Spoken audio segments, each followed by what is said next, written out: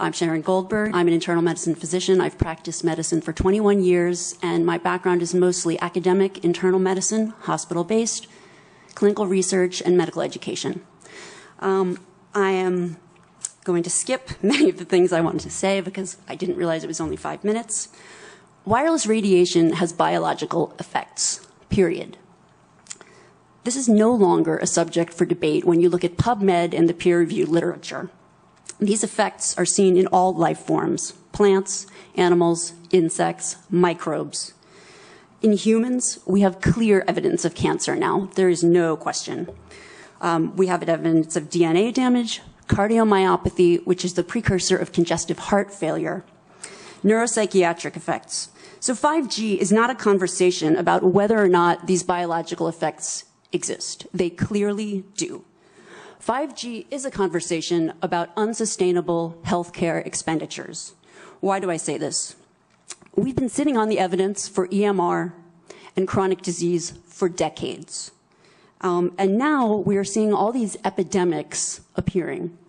So diabetes is the first epidemic. I think most of you know the statistics. They're very scary. 1 in 3 American children will become diabetic in their lifetime, and if they're Hispanic females, the number is 1 in 2. Okay. So what does this have to do with wireless radiation? Wireless radiation and other electromagnetic fields, such as magnetic fields and dirty electricity, have been clearly associated with elevated blood sugar and diabetes. That is what the peer-reviewed literature says. It is not opinion. The closer you live to a cell tower, the higher your blood glucose. That is based on hemoglobin A1C measurements. So the idea with small cells of putting the cells closer to people's homes and bedrooms scientifically is very dangerous. And from an economic perspective, it's dangerous. And you may not know this. I was shocked to find this out. But the way you create a model of diabetes in rats in the lab is by exposing them to 2.4 gigahertz. And this is not for long-term exposure. So I don't have time to talk about the costs, but the huge problem with diabetes really is chronic kidney disease. End-stage renal disease, the worst complication of diabetes, leads to hemodialysis. Hemodialysis is an automatic qualification for Medicare. And if you don't qualify for Medicare, we still have to dialyze the patient. And the state ends up paying in many different instances. So renal failure is 1% of Medicare, but it takes up 7% of all Medicare expenditures. I don't have time to talk about this anymore, but once again, so the other epidemics that clearly link from the science with electromagnetic radiation are related to mental health. And this is straight from PubMed. This isn't my opinion. This is science. Dr. Goldberg, for those of us who aren't physicians, what is PubMed? I'm sorry. It's just it's our National Library of Medicine. This is where you would go. This is just the peer-reviewed literature.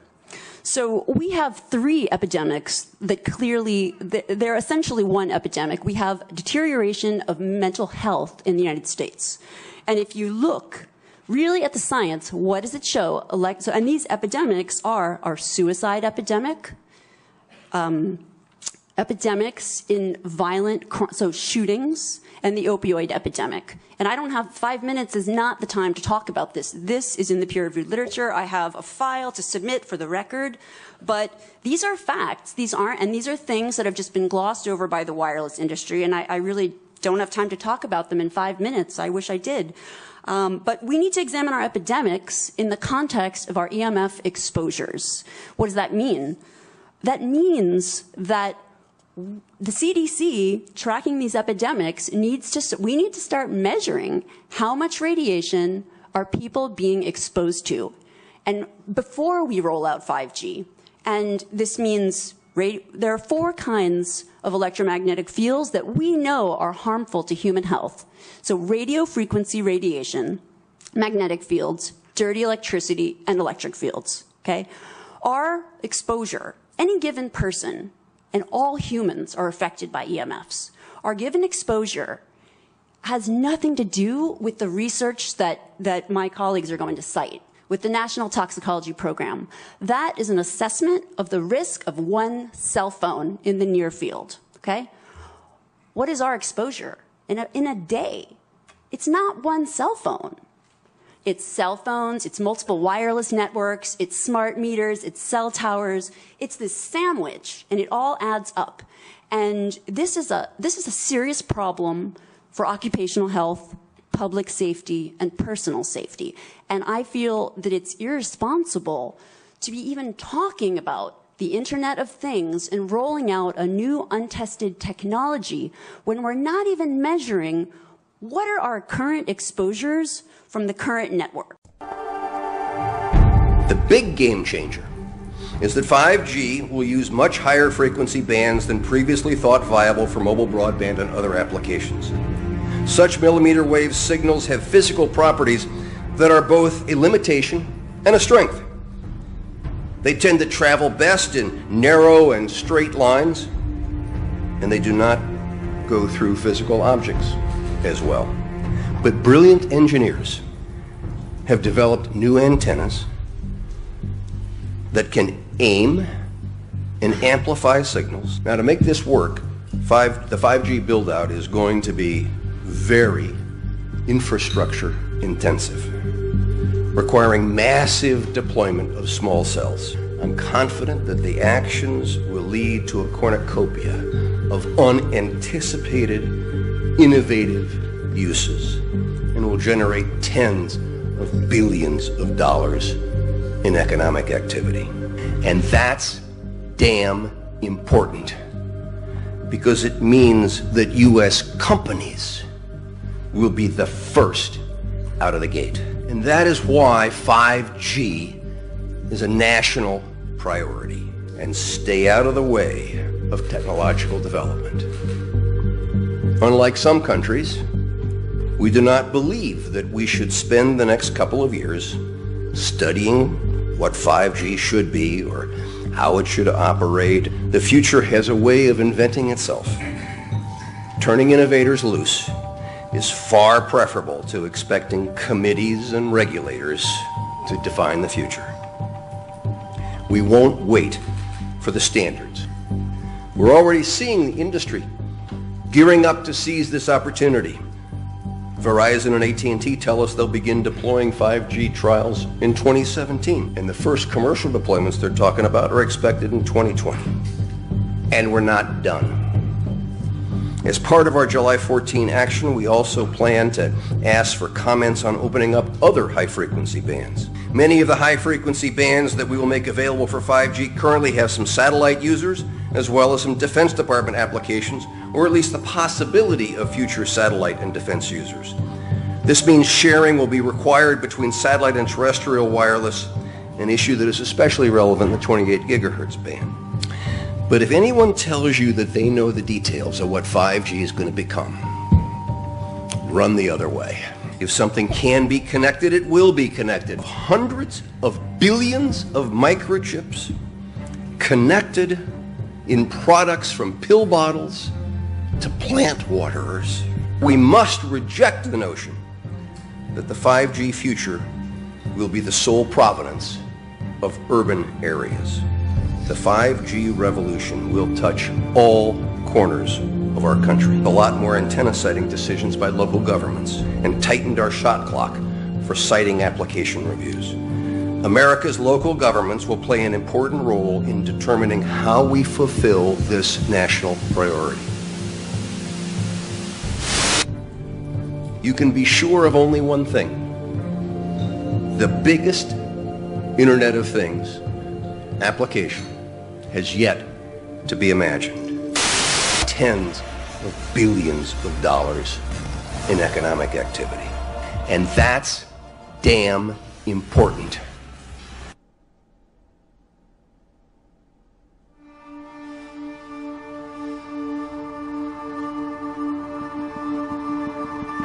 Ask a question. We'll start with you. Good morning, Mr. Chairman. Sir. Needn't egg me on this one. Moments ago, I was attempting to talk to some people who came to attend the meeting and have concerns about radiation and 5G.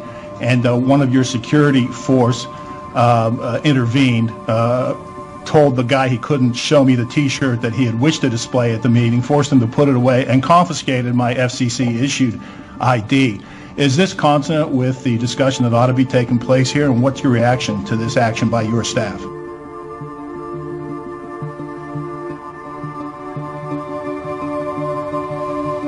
I've just heard about it for the first time, Todd. I mean, obviously this is an open meeting, you know, and I'm sure that if your credentials have been mistakenly taken, you will get them back. But there is a responsibility for everybody who comes here to behave responsibly.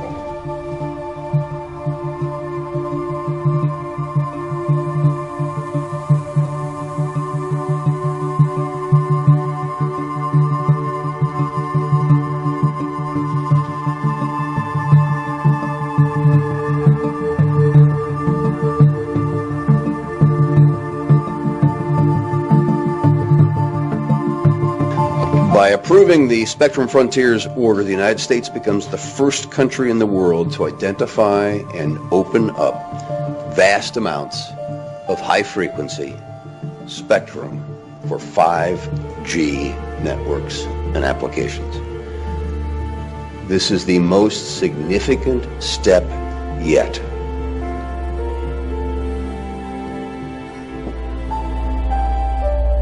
And our BDS proceeding is dealing with that issue. Lydia. Hey Tom, with the Hi, Lydia. study showing wireless causes cancer subthermally, how can you proceed with more wireless expansion with our 60 standards only recognizing thermal effects, ignoring thousands of studies showing cancerous effects, neurological effects, reproductive harm? Lydia, do you have a question? I do have a question, Mr. Okay, Chairman. I'll answer your question, Lydia. Lydia Bayou, Bloomberg BNA.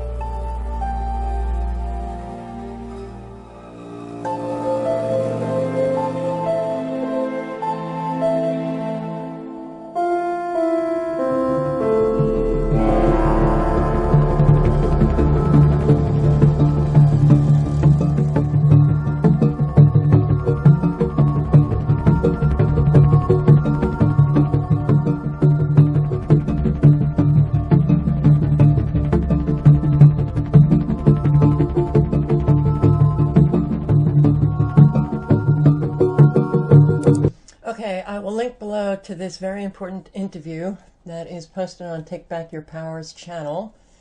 And I hope that you all watch it and circulate it, more importantly. But you just heard it from the FCC chairman himself, Tom Wheeler. We're not going to study it. We are not going to have standards. We're not going to have any kind of regulations. We are just going to let it loose. We're just going to let it loose. This is the technological control grid. And we will all be controlled by it. But the health effects of this, well, it is very, very dangerous. And don't you love it when people just ignore important questions? Flat out ignore it. Like it wasn't even said. Like that guy wasn't even posing a question. Just goes on and just... They ignore questions like that because they don't want to answer it. Because they don't want to look at that fact that this wireless environment is causing cancer. That's one of the reasons why cancer is exponentially increasing. They have security forces remove an advocate's t-shirt because the t-shirt has writing on it something about wireless health effects. They take away a reporter from Bloomberg's credentials because he's talking to an advocate for wireless health effects. That in itself should raise eyebrows. The link is below. Have a good day, guys.